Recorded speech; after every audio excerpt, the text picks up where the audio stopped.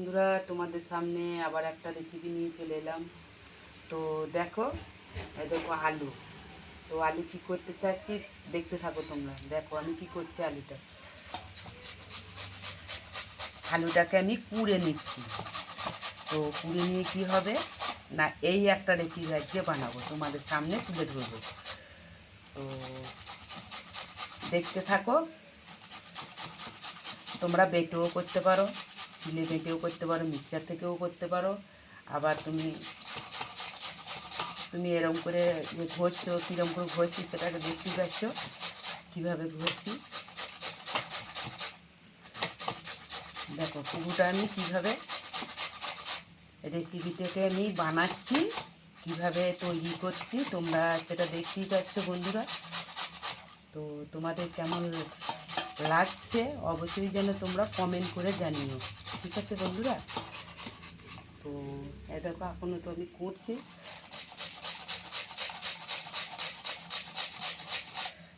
সিলে বেটেও নিতে পারো তোমরা, আবার মিক্সচারও করতে পারো। এটা সব রকমভাবেই হয়, কিন্তু এইটাই রেসিপিটা না খুব টেস্টি হয়, জানো তো বন্ধুরা। তোমরা ঘরে করে দেখবে যে কীরকম রেসিপিটা হয়। আমি এরকম রেসিপি বানিয়ে খাই তো খুব সুন্দর লাগে, জানো তো বন্ধুরা। আমার এটা খুব প্রিয় খাবার। আলু দিয়ে অনেক কিছু রেসিপি হয়, তোমরা তো সেটা জানো বন্ধুরা। আলু কি না কাজে লাগে না, আলু সব রকমই কাজে লাগে বন্ধুরা। দেখো আমার কিন্তু কোড়া হয়ে গেছে। তো এবার তোমাদের এখানে একটা জিনিস, দেখো রসুন কিন্তু গোটা রসুনটা ধুয়ে নিয়েছি। দেখো একটু আদা, আর আমি যেমন ঝাল খাও তোমরা তেমন দেবে। আমি কিন্তু 4টে কাঁচা লঙ্কা দিয়েছি, কারণ আমি একটু ঝালটা একটু খাই। কাঁচা লঙ্কা ঝাল। তো এই দেখো রসুনটা এবার পুড়ে নিচ্ছি সঙ্গে।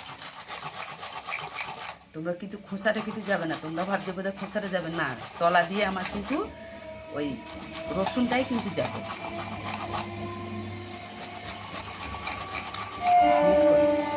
আদাটাও এই দেখো, মানে আদাটাও আমি করে নিচ্ছি একইভাবে ঘষে নিচ্ছি। তো লঙ্কা কাটাও আমি ঘষে নিচ্ছি। তো লঙ্কাটা সেরকম তুমি পুড়িয়েও দিতে পারো, বেটেও দিতে পারো, সেটা তোমাদের ব্যাপার। কিন্তু আমি বাঁচছি না, যেহেতু করছি এইভাবে, সেই জন্য এটা আমি করে নিচ্ছি। দেখো বন্ধুরা, এটা তো দেখো উনুনটা দিয়ে দিচ্ছি, উনুনটা চাপিয়ে দিলাম।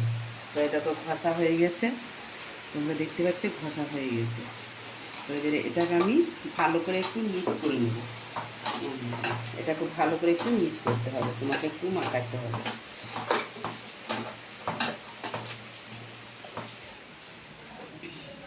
দেখো বন্ধুরা, পরিমাণ মতো নুন দিচ্ছি, তোমরা যেমন নুন খাবে তেমনটা দেবে।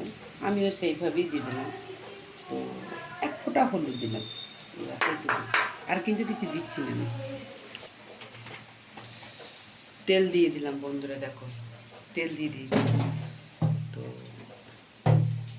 তেলটা দিয়েছি, তো তেলটাকে তোমাকে একটুকু নাড়াইতে হবে। তো যেহেতু এক্ষুনি দিলাম তো গরম হয়নি, তো একটু গরম হোক।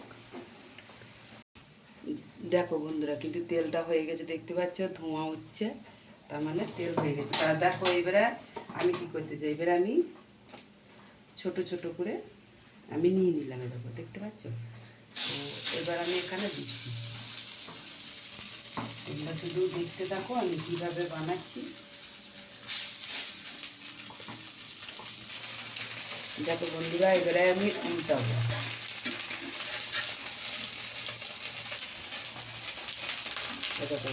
দেখছো একটা পিস সুন্দর হয়েছে, দেখতে পাচ্ছ বড়ার আকার চলে এসছে, দেখতে পাচ্ছ বন্ধুরা। দেখো একটার সঙ্গে একটা লেগে যাচ্ছে, তো এটাকে একটু তোমাকে ছাড়াইতে হবে।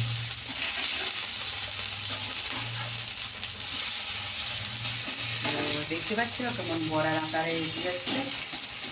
তোমরা বানিয়ে ঘরে কিন্তু খেতে পারবে না, খুব টেস্টি খাবার গো। তোমরা নিজেরা যখন খাবে না তখন বুঝতে পারবে জিনিসটা যে কী খাবার। কিন্তু এটা বড়ার আকারে খেয়ে গেল, তোমরা দেখো শুধু কিন্তু আলু কিছু দিইনি, কিন্তু শুধু আলু দিয়ে ঘষে মানে এই জিনিসটা আমার এইটা হলো। তুমি যেভাবেই বললাম তো যেভাবে এটা কর দিচ্ছি, তার মানে দেখতে পাচ্ছি প্রত্যেকটা কিন্তু তলা দিকে হয়ে গেছে। তো এদিকটা যে নরম আছে এটা কিন্তু থাকবে না। তো দেখতে পাচ্ছ বন্ধুরা কেমন লাগছে তোমাদের বলো। তো দেখো বন্ধুরা, এবারে আর একবার উল্টিয়ে দিচ্ছি। তো এ দেখো দেখতে পাচ্ছ হয়ে গেছে। তো এটাও এ দেখো উল্টিয়ে দিলাম। তো কিন্তু রেসিপিটা তোমার হওয়ার মতো, দেখতে পাচ্ছ দেখো রেসিপিটা হওয়ার মুখে একদম বড়ার মতো হয়ে গেল। বলো বন্ধুরা দেখো কেমন লাগছে, দেখতে পাচ্ছ। সরিয়ে সরিয়ে করতে হবে, মানে নন স্টিকার কড়াইয়ে বড়াটা বেশি ভালো হয়। এই যে আমি দিয়েছি না নন স্টিকার কড়াই, এমনি কড়াইয়ের মতো যেটা হয় এটা তো তয়ের মতো হয়েছে। কিন্তু যদি আবার তোমার নন স্টিকার কড়াই হয় তাতেও হবে, নন স্টিকার কড়াই বড়াটা বেশি ভালো হয়। তো বন্ধুরা কেমন লাগলো অবশ্যই বলো। আমার মানে বড়া রেডি হয়ে গেছে। তো তোমাদের এই রেসিপিটা কেমন লাগলো অবশ্যই কমেন্ট করে জানাবে। Tata bye bye.